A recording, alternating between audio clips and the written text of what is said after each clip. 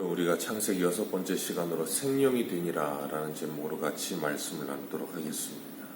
창세기 2장 4절 이하는 창세기 1장의 내용이 반복되어지고 있습니다. 그런데 창세기 1장에 서술되어진 내용과는 조금 다른 관점으로 이야기를 하고 있는데, 창세기 1장은 하나님께서 창조하실 때 실제적인 사건들, 그러니까 하나님이 빛이 있으라 하셨고 하나님이 땅과 바다를 나누셨고 그런 실제적인 사건들이 있었다면,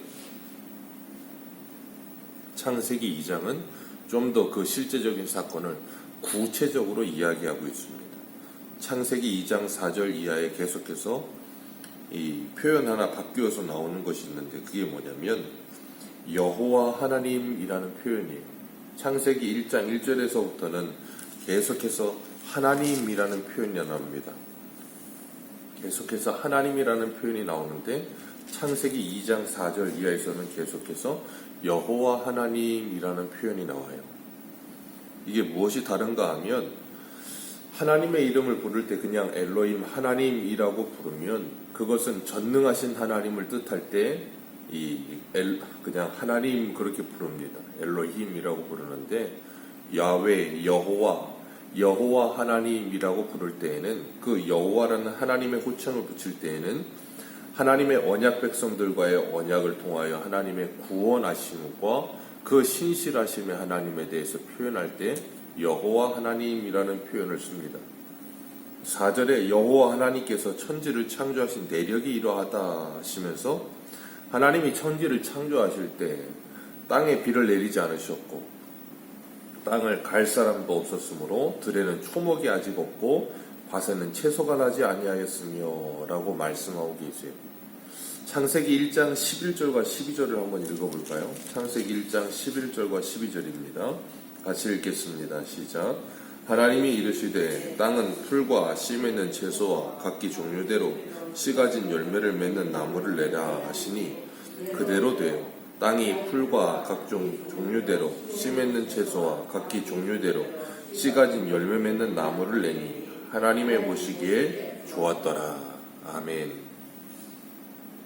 여기 분명히 11절과 12절에서는 하나님께서 풀과 그리고 채소와 종류대로 씨 가진 열매 맺는 나무를 내니 그러시면서 그대로 되었다라고 말씀하고 계세요. 그런데 오늘 본문 2장 5절에서는 땅이 비를 내리지 아니하였고 갈 사람도 없으므로 초목이 아직 없고 밭에 채소가 나지 않았다라고 말씀하세요.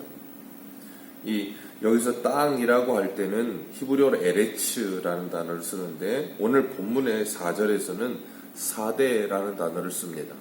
1장 11절 12절에서는 에레츠라는 단어를 쓰고 2장 5절에서는 사대라는 단어를 쓰는데, 이 사대라는 단어는 사람이 경작해야 될 땅, 그래서 아직 아무것도 나지 아니하고 삼림에는 모든 것들, 그 에레치에는 모든 것이 다 풀과 모든 것들이 조성되어 있는 상태를 말하고 있는 거예요. 그래서 5절에 보면 땅을 갈 사람이 없으므로 아직 초목과 밭에 채소가 나지 않았다라고 말씀하고 계세요.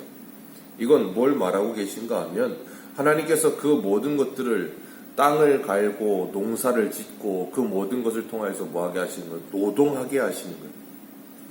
그렇기 때문에 에덴 동산에서 아담과 하와가 그냥 아무것도 안 하고 있었던 것이 아니라 하나님이 창조하셨고 하나님이 주신 노동의 대가를 그들이 사용하게 하셨다라는 것을 우리는 알 수 있습니다. 하나님께서는 하나님의 형상을 따라 사람을 만드시고 그 하나님을 어떻게 만드셨는지를 구체적으로 7절에 서술하고 계시는데, 우리 7절 한번 다시 읽습니다. 시작. 여호와 하나님이 땅에 흙으로 사람을 지으시고 생기를 그 코에 불어넣으시니 사람이 생명이 되니라. 아멘. 우리 19절도 같이 한번 읽겠습니다. 2장 19절입니다. 시작. 여호와 하나님이 흙으로 각종 들짐승과 공중의 각종 새를 지으시고 아담이 무엇이라고 부르나 보시려고 그것들을 그에게로 이끌어 가시니 아담이 각 생물을 부르는 것이 곧 그 이름이 되었더라. 아멘. 여기 보면 여호와 하나님께서 흙으로 사람을 만드셨다 그러셨어요. 그리고 19절에도 보면 하나님께서 흙으로 각종 들짐승과 공중의 새를 만드셨다라고 말씀하고 계십니다. 그러니까 하나님께서 사람과 짐승과 새를 만드실 때 다 흙으로 만드셨어요. 그래서 그 모든 짐승들과 새와 모든 사람은 죽으면 흙으로 돌아가죠. 그런데 하나님께서 사람과 짐승의 구분점을 하나 두셨는데 뭐냐면 2장 7절에 사람을 흙으로 지으시고 생기를 코에 불어넣으시니 사람이 생명이 된지라 그랬어요.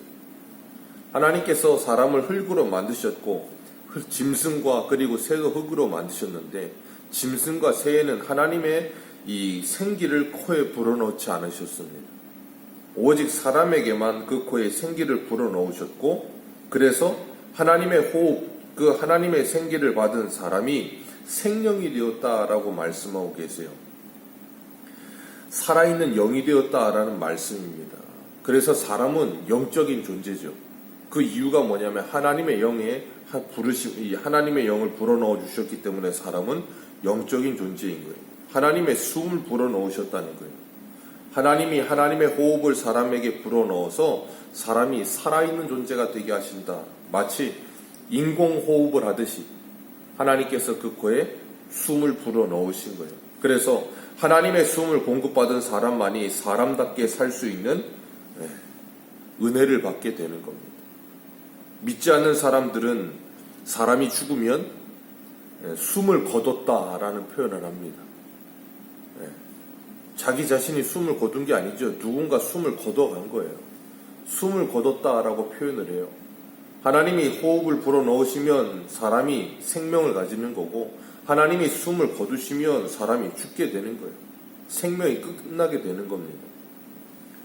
하나님께서 그렇게 사람을 창조하셨고 하나님께서 그 사람의 코에 생기를 불어넣어 생명이 되게 하셔서 살아있는 영이 되게 하셔서 사람이 되어 살게 하시는 것.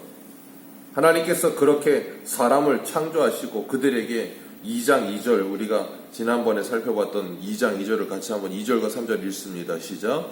하나님이 그 일곱째 날에 마치시니 그가 하시던 모든 일을 그치고 일곱째 날에 안식하시니라. 하나님이 그 일곱째 날을 복되게 하사 거룩하게 하셨으니 이는 하나님이 그 창조하시며 만드시던 모든 일을 마치시고 그 안에 안식하셨습니다. 아멘. 하나님께서 그날에 안식하신 이유가 뭐라 그러셨어요? 하나님께서 창조하신 모든 것이 완전했기 때문이다 그랬습니다. 그래서 거기에 무언가 덜하거나 더할 것이 없다라고 말씀하셨어요. 그리고 하나님께서 그 안식하신 것을 사람을 위하여 안식일을 주신다라고 말씀하셨어요.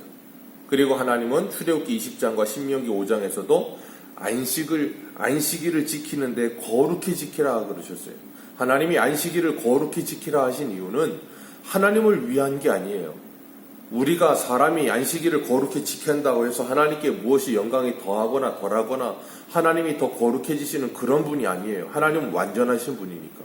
그런데 사람에게 그렇게 말씀하고 계시는 거예요. 그리고 사람에게 거룩을 요구하고 계시는 거예요. 내가 거룩하니 너희도 거룩하라 하시면서 하나님이 구별하시고 하나님이 복주시고 하나님이 거룩하게 하신 그 날을 너희들이 지키면서 너희들이 이 땅에서 거룩하게 부르심을 받은 하나님의 거룩한 백성답게 살아가기 위해서 안식일을 지키라는 거예요. 그러니까 안식일을 지키면서 하나님의 호흡을 공급받아서 그 호흡을 받은 자로서 거룩하게 이 땅을 살게 하시기 위해 사람들을 위해 안식일을 주신 것이라고 말이에요. 예전에 강원도에 있는 예수사관학교라는 데를 한번 갔다 왔던 기억이 있는데 거기에 보면 성막 구조가 거의 흡사하게 크기도 흡사하게 만들어 놓은 모형물들이 있었어요.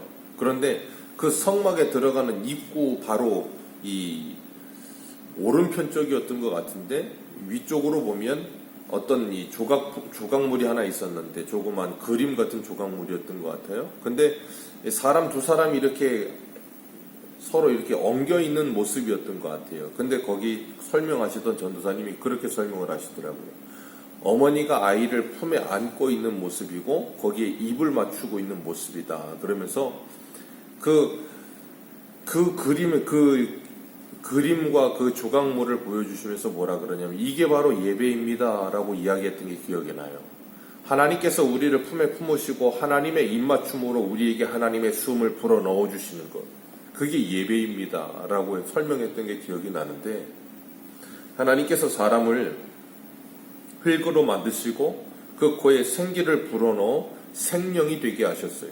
그 이유가 뭐냐면 하나님의 호흡을 가진 하나님의 사람이 되게 하셔서 하나님이 만드신 거룩하고 복 주신 그 안식일을 지키면서 하나님께 예배하는 존재로 살아가게 하기 위해서.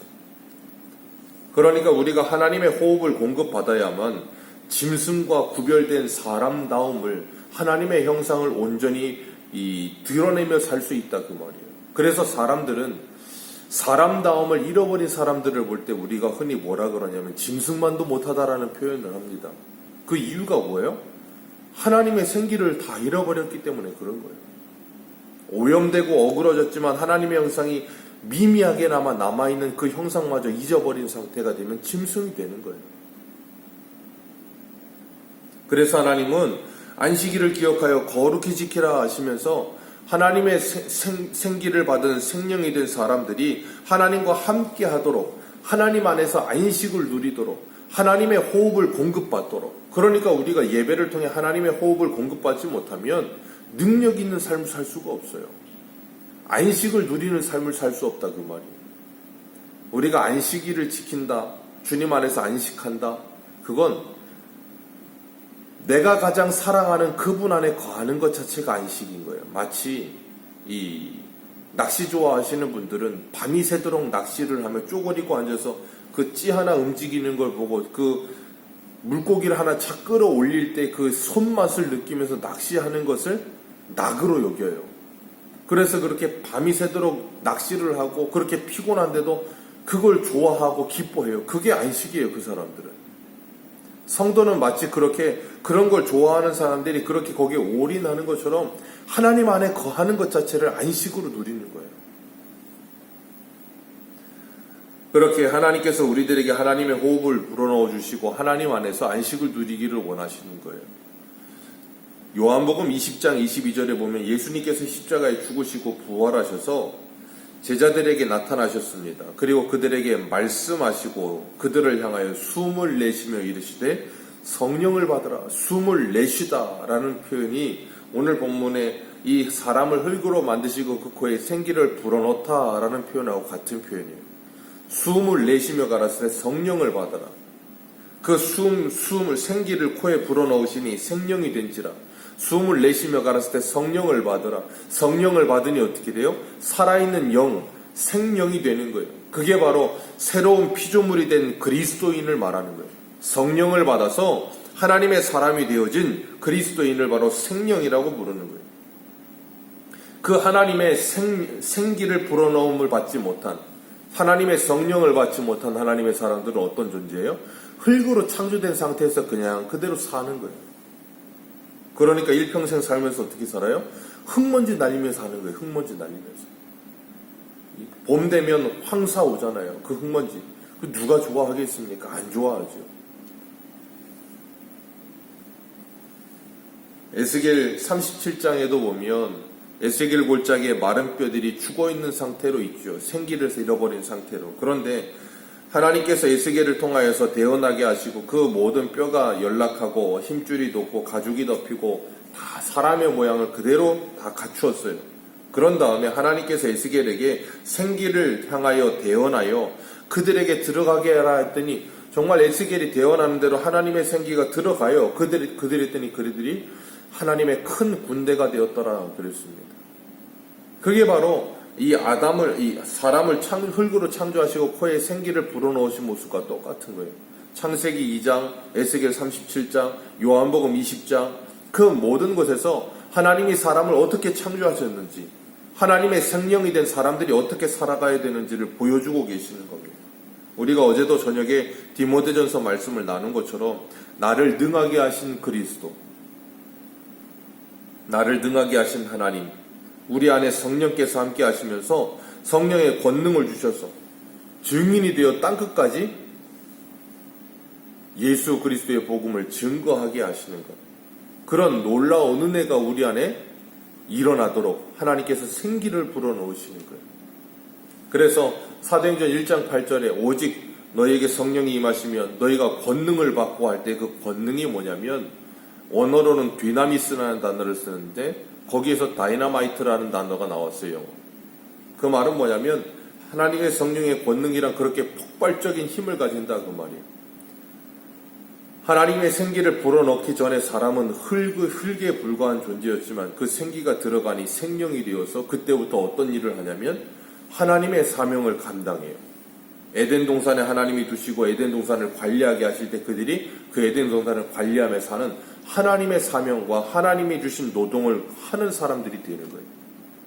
성령을 부여받았을 때, 성령께서 임하였을 때 사도행전의 제자들이 하나님의 일을, 하나님의 사명을 감당했던 것처럼 그 하나님은 오늘도 우리에게 하나님의 생기를 불어넣어 주시고 생명이 되게 하셔서 하나님의 일을 하게 하시는 줄 믿으시길 바랍니다.